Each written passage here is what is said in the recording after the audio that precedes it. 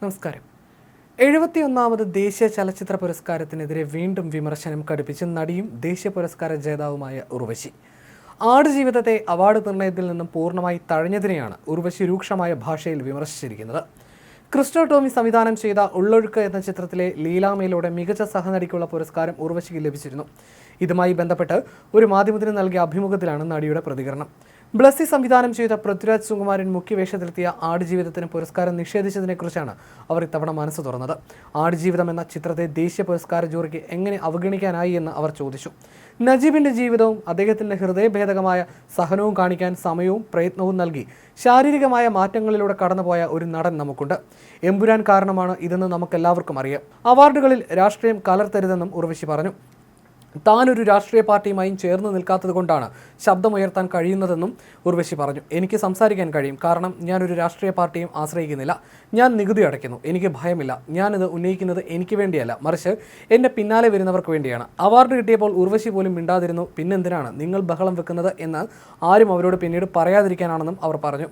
ഇങ്ങനെയാണോ കാര്യങ്ങൾ വേണ്ടത്? പ്രധാന കഥാപാത്രങ്ങളെ സഹനടിക്കുള്ള പുരസ്കാരത്തിന് തിരഞ്ഞെടുക്കുകയാണെങ്കിൽ യഥാർത്ഥ സഹനടീ നടന്മാർക്ക് എന്ത് സംഭവിക്കും? അവരുടെ കഴിവുകൾ മെച്ചപ്പെടുത്താൻ അവർക്ക് എവിടെ നിന്നാണ് പ്രചോദനം ലഭിക്കുക? ഒരു കഥാപാത്രം പ്രധാനപ്പെട്ടതാണോ സഹകഥാപാത്രമാണോ എന്ന് തീരുമാനിക്കാൻ അവർ അഭിനയത്തെ എങ്ങനെയാണ് അളന്നത്? ഒന്നാം സ്ഥാനം എന്നാൽ അത് ഒരാൾക്ക് മാത്രമുള്ളതാണ്. ഇതെല്ലാം വളരെ വിചിത്രമായി തോന്നുന്നു. എന്തൊരു പ്രകടനമായിരുന്നു വിജയരാഘവൻ്റേത്. പതിറ്റാണ്ടുകളായി അദ്ദേഹം ഈ രംഗത്തുണ്ട്. അദ്ദേഹത്തിന് ഇനി ഒരിക്കൽ ഇങ്ങനൊരു വേഷം ലഭിക്കുമോ? ജൂറിയിൽ നിന്ന് ഞാനൊരു മറുപടി ആഗ്രഹിക്കുന്നു.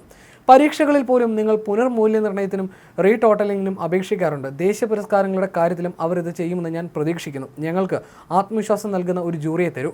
നീതി മാത്രം നടപ്പാക്കുന്ന തരത്തിൽ ഈ സംവിധാനം മാറ്റുമെന്നും ഉർവശി പറഞ്ഞു. 53ാമത് ദേശീയ ചലച്ചിത്ര പുരസ്കാരങ്ങളിൽ പർസാനിയ എന്ന ചിത്രത്തിന് മികച്ച നടിക്കുള്ള പുരസ്കാരം ലഭിച്ചത് സരിയയ്ക്കായിരുന്നു. വ്യക്തിപരമായ ഒരു പ്രയാസഘട്ടത്തിന് ശേഷം അവർ തിരിച്ചറിവ് നടത്തിയതാണെന്ന് എനിക്കറിയാമായിരുന്നു. അതിനാൽ പ്രതിഷേധിക്കുന്നത് ശരിയല്ലെന്ന് തോന്നി. അതുകൊണ്ട് അന്ന് ഞാൻ ശബ്ദമുയർത്തിയില്ല. പക്ഷേ ഇത്തവണ എനിക്ക് സംസാരിക്കണം. എനിക്ക് വേണ്ടി മാത്രമല്ല, എൻ്റെ യുവ സഹപ്രവർത്തകർക്കും വേണ്ടി. നമ്മളിപ്പോൾ ശബ്ദമുയർത്തിയില്ലെങ്കിൽ ദക്ഷിണേന്ത്യയിലെ കഴിവുറ്റ ഒരുപാട് നടന്മാർക്ക് ഇത്തരം അംഗീകാരങ്ങൾ ഇനിയും നഷ്ടപ്പെട്ടുകൊണ്ടേയിരിക്കും. ദേശീയ പുരസ്കാരങ്ങൾ പ്രാദേശിക പരിഗണനകൾക്കപ്പുറവും കഴിവിനെ മാത്രം അടിസ്ഥാനമാക്കിയുള്ളതായിരിക്കണമെന്ന് ഉർവശി അഭിപ്രായപ്പെട്ടു. ഇവിടെ കൂടുതൽ വിദ്യാഭ്യാസമുണ്ട്, ആത്മവിശ്വാസമുണ്ട്. അതുകൊണ്ട് ചോദ്യം ചെയ്യുക തന്നെ ചെയ്യും. പ്രത്യാഘാതങ്ങൾ ഉണ്ടാകുമെങ്കിലും അത് സാരമില്ല. പൂച്ചയ്ക്ക് ആരെങ്കിലും മണി കിട്ടണമല്ലോ. ദേശീയ പുരസ്കാരങ്ങൾ കഴിവിന് മാത്രം നൽകേണ്ടതാണ്, മറ്റൊന്നിനുമല്ല.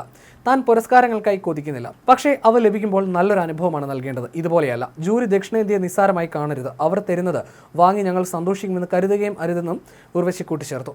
നേരത്തെ പുരസ്കാര നിർണയത്തിന് പിന്നാലെ തന്നെ ഉർവശി തന്റെ വിയോജിപ്പ് പ്രകടിപ്പിച്ചിരുന്നു.